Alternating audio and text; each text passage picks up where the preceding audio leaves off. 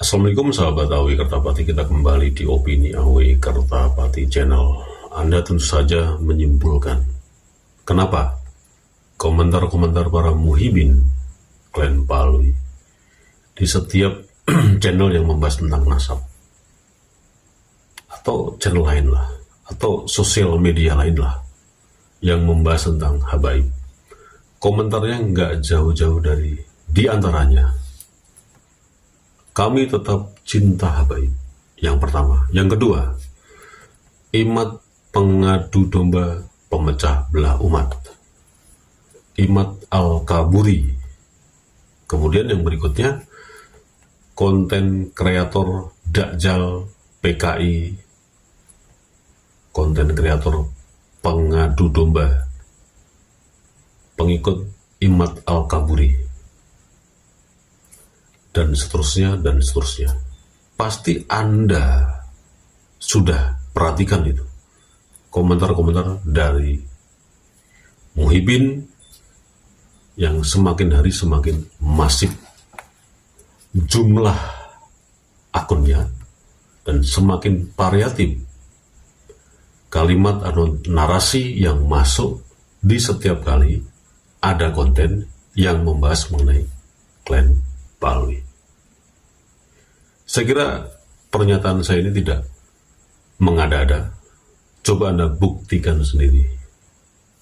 Apakah saya bicara hanya berdasarkan hanya bacot saja di sosial media atau bagaimana?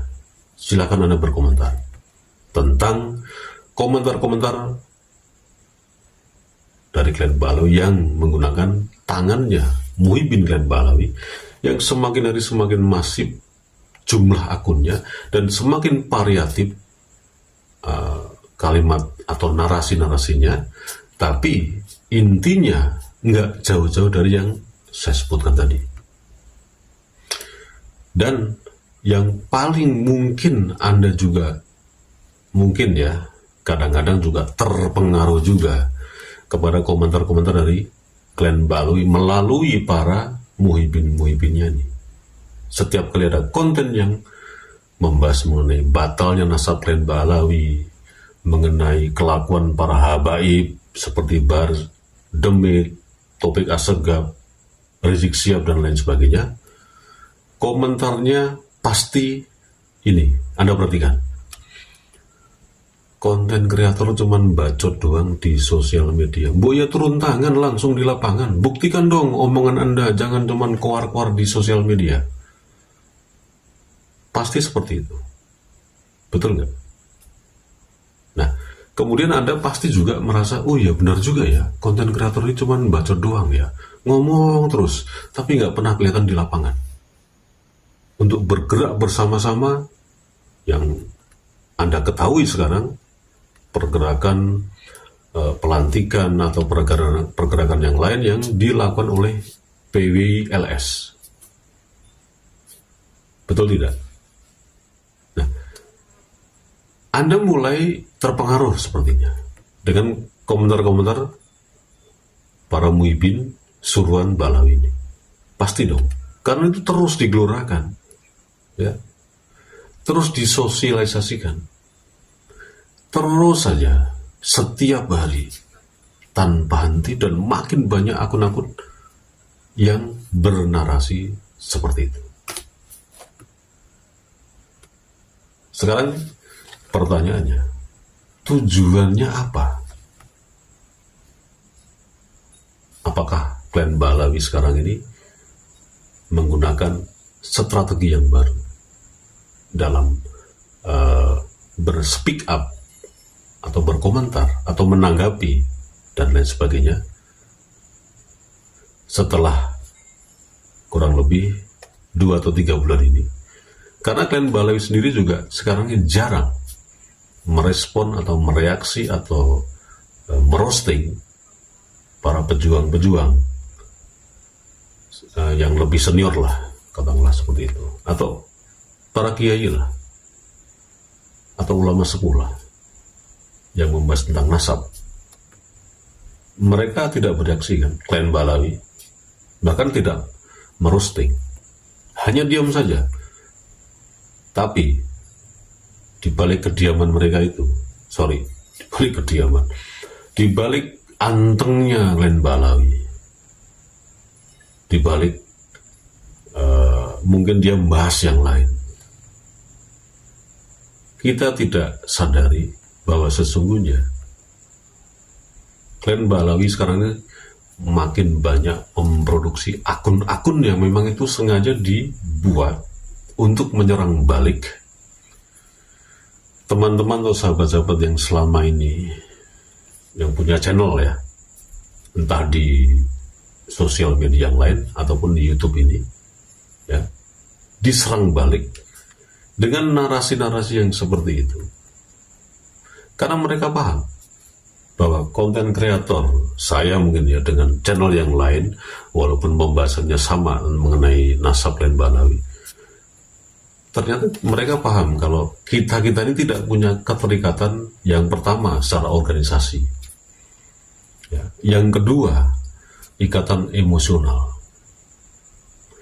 yang ketiga itu ikatan logistik. Artinya mereka sebetulnya paham, Glenn Balawi ya, bahwa konten kreator ini memang tidak ada yang menggerakkan, tidak ada yang mendanai, ya, tidak ada yang merekrut. Artinya tidak ada satu pintu yang menggerakkan konten-konten kreator ini seperti saya dalam pembahasan nasab ini. Mereka paham betul sebetulnya.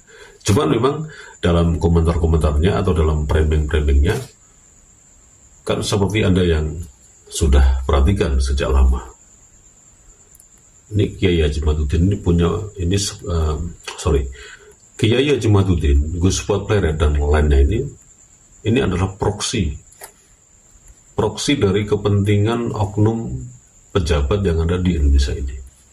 Bahkan Rizik Syihab pernah ngomong kan bahwa kami ini di backup oleh BNPT, ya kan? Rizik Syihab seringkali ngomong seperti itu. Padahal kalau mereka sadari dan mereka menggunakan data yang terverifikasi, karena Glenn Balawi ini kan memang orang-orang yang ada di pemerintahan banyak sekali, ya, di pemerintahan, apalagi di PBNU. Mereka by data bahwa konten kreator ini khususnya, bahkan PBI sekalipun lah yang dibentuk selama ini, itu lemah dalam arti adalah hubungan diplomasi dengan pemerintah. Mereka by data loh, bukan hanya sekedar oceh-ocehan saja. Meskipun sekali lagi di sosial media dinarasikan lain. Nah, narasi yang lain ini untuk apa? Artinya gini loh. Bentar. Glenn Balawi ya menghimbau membuat broadcast lah, seperti himbauan di WhatsApp atau WhatsApp grup itu. Ini loh, kamu nanti narasinya seperti ini, kamu nanti berkomentar seperti ini, nggak jauh-jauh seperti ini loh, yang saya bilang di awal tadi. Dan mereka nggak dikasih tahu yang sebenarnya by data yang sudah mereka kantongin tentang konten-konten kreator seperti saya ini, tentang PBLS, yang sejauh mana sih bargainingnya, hubungan diplomasinya dengan para pejabat-pejabat atau petinggi-petinggi Nusantara ini. Seperti katakanlah yang ada di kabinet merah putih ini. Mereka by data bahwa kita ini lemah. Gitu loh. Nah, akhirnya membuat strategi seperti itu, bikin akun sebanyak-banyaknya, serang habis-habisan dengan narasi seperti ini. Mereka diam, Glenn Balawi diam. Udah kompak dan udah disepakati strateginya seperti itu sekarang ini. Nah, kalau itu tidak kita pahami, itu tidak kita waspadai, akhirnya apa? Konten kreator pasti akan terpedaya, pasti akan tingkat kewaspadaannya itu lemah. Salah satu contoh adalah ini yang mempengaruhi bagaimana konten kreator yang seperjuangan ini makin lemah algoritma di YouTube juga makin lemah tentang nasab. Otomatis orang yang biasanya membuat konten dengan direaksi banyak komentar, dengan direaksi banyak like, dan direaksi banyak share, menurun gratis. Secara psikologis konten kreator pasti berpikir bagaimana kontennya akan naik terus tayangannya, entah ya minim-minim 50.000 kan. Tapi sekarang kan susah sekali. Entah bagaimana saya juga nggak tahu. Disinilah momentum klan Balawi dengan strategi yang terbaru tadi, diam tapi menggunakan tangan-tangan klan Balawi untuk menyerang habis-habisan. Narasinya seperti itu. Ini bukan dari sisi sosial media, mereka sebenarnya nggak paham, tapi dari sisi bagaimana sebetulnya sih PWILS dan para konten-konten kreator dan para tokoh-tokohnya ini secara bargaining diplomasinya dengan pemerintah bagaimana sih kekuatannya. Mereka sudah mengantongin datanya dan data itu jelas menyebutkan lemah sekarang ini. Tapi kita nggak sadari itu. Seperti kejadian kemarin di Tegal. Salah satu contoh, ini bukan cocologi, bukan hanya ngarang-ngarang dan bukan hanya bacot di sosial media. Kenapa mereka menarik ormas-ormas yang lain? Salah satu adalah PSHT. Dan di situ ada yang komentar, harusnya ketua PSHT Tegal negur dong anggotanya yang sudah benar-benar masuk ke PW, kenapa jadi seperti itu? Itu yang berkomentar bukan orang yang tidak tahu, dia tahu persis kondisi yang sebenarnya. Sekarang ini PWLS di seluruh Indonesia yang sudah dibentuk,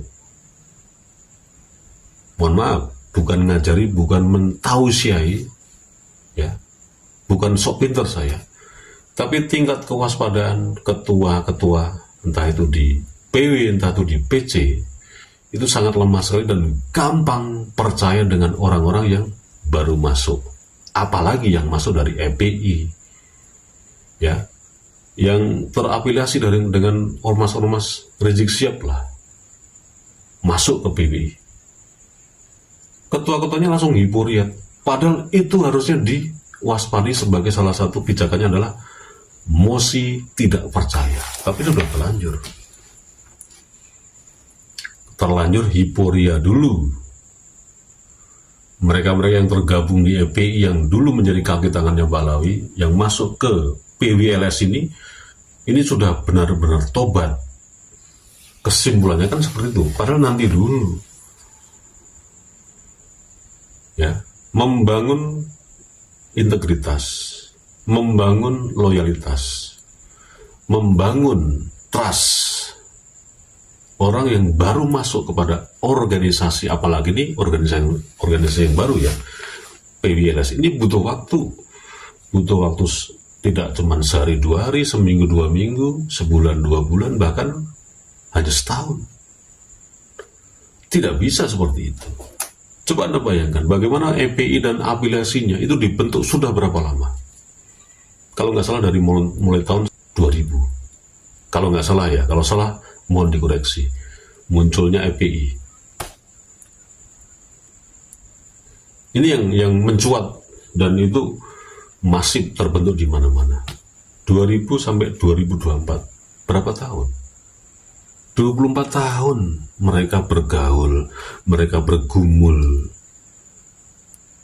PWLS hanya berapa lama coba? Belum ada 3 tahun, bahkan mungkin belum ada 2 tahun. Nah, sekali lagi, konten kreator seperti saya, ini saya ngomong untuk mengingatkan diri saya juga, bahwa sekarang ini memang harus hati-hati, waspada, dan selalu aja mosi tidak percaya. Dan yang paling terpenting adalah jangan terpancing dengan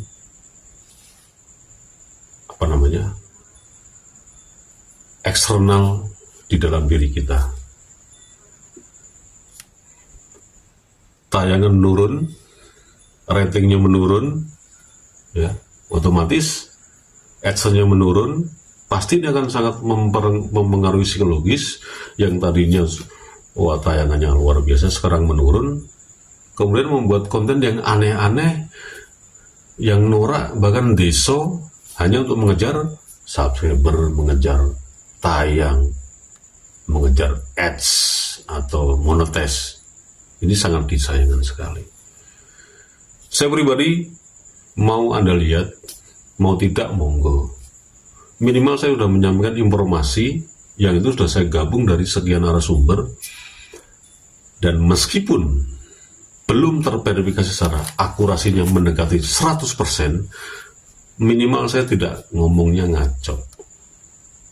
Itu. Dan satu lagi saya tegaskan bahwa saya pribadi tidak terpengaruh dengan komentar-komentar dari Muhyiddin Klen Balawi yang terus-menerus menyerang dengan kalimat-kalimat atau narasi-narasi yang diulang-ulang dan berganti-ganti akun. Karena saya selalu memakai prinsip atau semangat setiap kali melihat kasus adalah mosi tidak percaya. Wassalamualaikum warahmatullahi wabarakatuh.